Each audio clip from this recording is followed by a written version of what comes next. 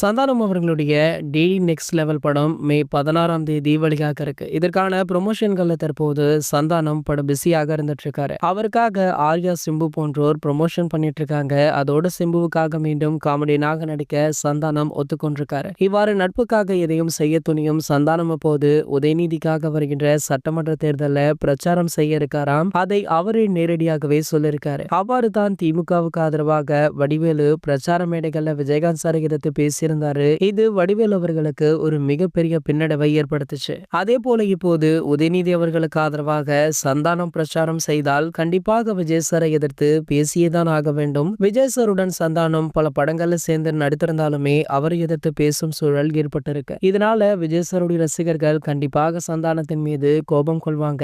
ஆகையால சந்தானத்துடைய படங்களுக்கு கூட மிகப்பெரிய ஆபத்து வர வாய்ப்பு இருக்கு. இப்போதுதான் சந்தானம் சில ஹிட் படங்களை கொடுத்துட்டு இருக்காரு. சோ இந்த சமயத்துல பாத்தீங்கன்னா வெளியில போறவோனான வெட்டியில விட்ட கதையாக சந்தானம் பிரச்சார மேடையில இறங்குவேன் அப்படின்னு சொல்லியிருக்காரு. சோ வெயிட் பண்ணி பார்க்கலாம் என்ன சம்பவம் நடைபெற போகுது அப்படின்றத. இதனை பத்தி உங்களுடைய கருத்து என்ன அப்படின்றத கீழே உள்ள கமெண்ட் செக்ஷன்ல கமெண்ட் பண்ணிட்டு நம்மளுடைய தளபதி டாக்கிஸ் சேனலை மறக்காம சப்ஸ்கிரைப் பண்ணிக்கோங்க.